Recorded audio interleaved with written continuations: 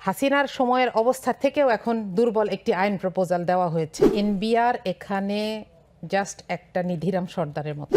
করের আওতা বাড়ানো শুনতে খুব ভাল লাগে শুনতে, কিন্তু আসলে যে দিচ্ছে সেই দিচ্ছে, আর যে দিচ্ছে না সে আসলে দিচ্ছে না। আমরা যখন বলি যে সরকার 1 বছরও চলতে পারবে না, তখন এটাকে হুমকির মতন শোনায়। এটা হুমকি না, এটা আশঙ্কা। এই যে রাজস্ব কম হইতেছে, এর মূল কারণটা কি বলে আপনি মনে করেন? এটা কি করের হার কম, না করদাতার সংখ্যা কম, না কর ফাঁকি দেওয়ার সংখ্যা কম, নাকি দুর্নীতিবাজ কর কর্মকর্তারা নিজেরা লাভবান হয়ে অন্যকে সুযোগ দিচ্ছে? কি কি কারণ মনে করেন আপনি? আপনার কোয়েশ্চেনটাই সেলফ এক্সপ্লেইনিং। কারণ এনবিআর এখানে জাস্ট একটা নিধিরাম সর্দারের মতন। এনবিআরের হাতে কি এই রাইট আছে যে সে স্বায়ত্তশাসিত একটি প্রতিষ্ঠানের মতন যেতে পারবে? ম্যাজিস্ট্রেসি পাওয়ার নাই, এবং সে সেখানে গিয়ে কেউ তার কর ফাঁকি দিচ্ছে এটা খুঁজে বের করার কোনো টুল আছে? কোনো সিস্টেম নাই এখানে।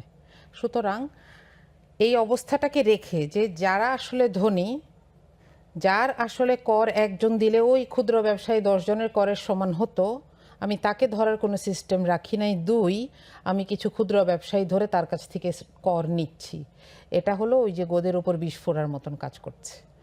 করের আওতা বাড়ানো শুনতে খুব ভাল লাগে শুনতে, কিন্তু আসলে যে দিচ্ছে সেই দিচ্ছে, আর যে দিচ্ছে না সে আসলে দিচ্ছে না।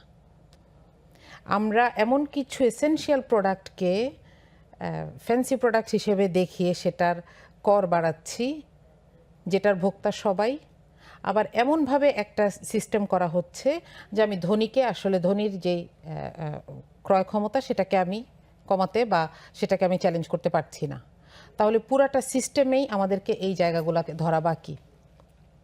এনবিআর কি টুল আছে এনবিআর মানুষকে এটা নিয়ে করবে যে আপনি যেই প্রপার্টিটা কিনলেন সেটার কি আপনি প্রপারলি কর দিচ্ছেন? উল্টা আপনি যেটা বলেছেন যে এখানে আমি নিজেও কর্পোরেটে ছিলাম, চাকরি করেছি, এবং আমরা জানি যে কিভাবে ফাঁকি দিতে হয়। কর্পোরেটে আমার বেতনের বেসিক না বাড়িয়ে ফ্যাসিলিটি বাড়ানো হচ্ছে। কেন? কারণ হচ্ছে ট্যাক্স।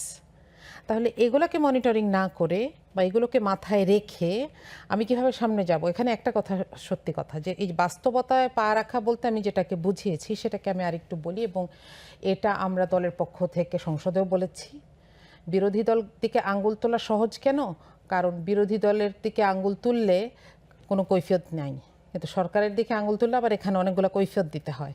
এই জন্য আমি সবসময় দেখি সরকার 180 দিনের একটা ইবুক প্রকাশ করেছে, সেটা নিয়ে বিরোধী দলকে প্রশ্ন করা হচ্ছে আপনারা এখানে কি করেছেন। নো, আমি জবাব দিব না। তো জবাব দিবে যার গাড়িতে ফ্ল্যাগ, তিনি জবাব দেবেন, তিনি এটার জন্য এন্টাইটলড। আমার এই বছর কি করা উচিত ছিল? ঠিক আছে, আমি এখানে একটা রিসেশন থেকে উঠে দাঁড়াচ্ছি, তাহলে আমার বাজেট হবে সমান সমান, যতটুকু রিয়েলিস্টিক আয় ইনকাম হবে ততটুকু হবে। আমি কি দেশের মানুষকে 1 বছর বোঝাতে পারতাম না যে এবছর আমি কোনো ভিগরাস বড় একটা ডেভেলপমেন্টের দিকে যাব না, আমি এমন একটা কাজ করব যেগুলো ইনডেপথ কাজ করবে? দেখেন, এখানে বিনিয়োগের পরিস্থিতি বলতে আমরা যেটাকে বুঝি সেটা কেন খারাপ হয়েছে? এই সরকার 180 দিনে 7টি বিচার বহির্ভূত হত্যাকাণ্ড হয়েছে। মানবাধিকার আইন এবং গুম আইন আগে, এমনকি হাসিনার সময়ের অবস্থা থেকেও এখন দুর্বল একটি আইন প্রপোজাল দেওয়া হয়েছে। আমরা জানি না এটা নিয়ে আমরা যে আলোচনা করা কতটুকু সুযোগ পাবো।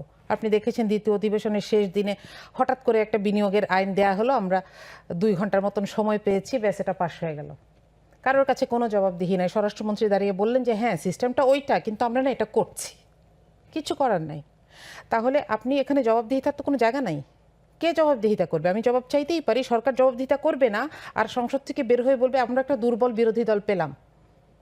এই জায়গাটাকে আমরা যদি অ্যাড্রেস করতে না পারি এবং এভাবেই চলতে থাকি, তাহলে আমরা যখন বলি যে সরকার 1 বছরও চলতে পারবে না, তখন এটাকে হুমকির মতন শোনায়। এটা হুমকি না, এটা আশঙ্কা, এবং এটা হচ্ছে আমরা রিয়েলিটিতে থাকি কথা বলি।